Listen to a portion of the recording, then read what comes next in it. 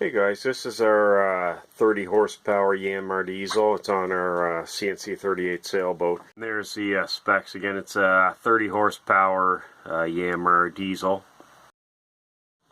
So the first thing you're going to want to do is change the oil and filter, which I've already done, and I've done a video on how to do that. I'll share a link to that at the end of this video.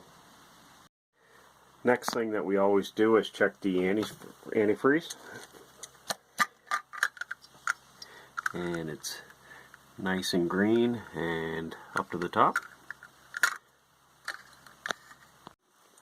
So on the side of the motor, you're going to want to disconnect the hose right here, and what we're going to do is we actually want to put antifreeze through the motor and get rid of all the fresh water out of it so it doesn't freeze and crack in the wintertime. I'm going to let that water drain out. And what we're going to do next, we have this bucket made with a fitting at the bottom and a hose, and the end of this hose is actually going to go right on the fitting right there.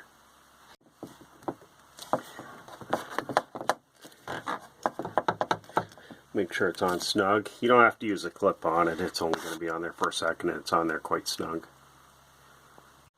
So what I'll typically do first is run a gallon of plumbing antifreeze through the motor, and then after that is done, I'll run a gallon of Prestone through it. And again, the reason you're doing this is you don't want any fresh water in the engine block for it to crack over the winter time, because it does get down to -30 here. So there's a gallon of plumbing antifreeze in the bucket now. So what I'm going to do is start the motor, and I'll let this run through. Now it's going to go out through the exhaust outside of the boat, so you want to make sure you collect your plumbing antifreeze, which is non-toxic. However, the main thing you want to collect and don't let get on the ground is your Prestone antifreeze, so make sure you have a bucket where it's coming out.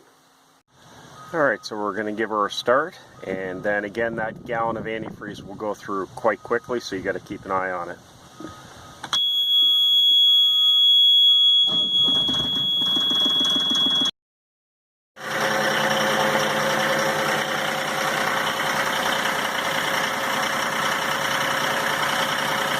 So we've ran a gallon of plumbing antifreeze through the motor. The next step is to run the Prestone, and this is a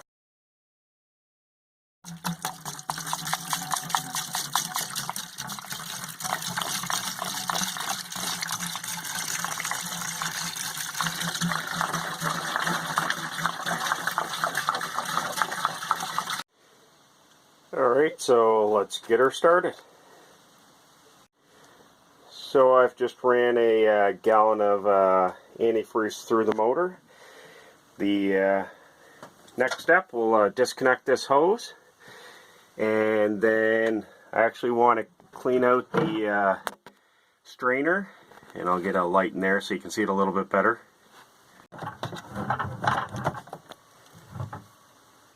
So I'm going to use the oil extractor.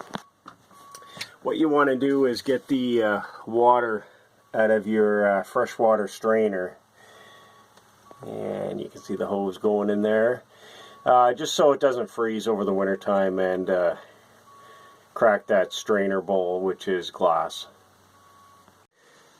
And it's as easy as that. Again, you change your oil and filter, you check your antifreeze, then you want to run some antifreeze through the motor, through the pump, and that way you have no fresh water in your block for it to crack over the winter time. So you always want to do that. Don't cheap out and not do that.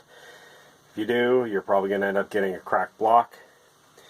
And then you want to clean out your strainer. Make sure there's no water in that or that hose.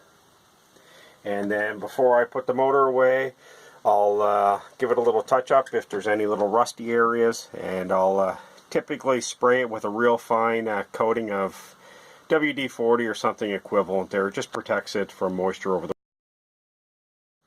And it's easy as that. Again, I'll put a link on how to change the oil and filter on this motor at the end of the video.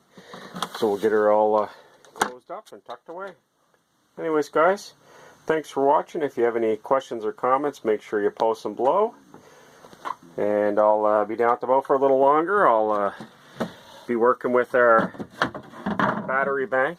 There's 3 batteries in the boat and 3 water tanks. So that'll be my next project, is working with the water tanks, winterizing those, and getting the batteries in. Thanks for watching, guys. Take care.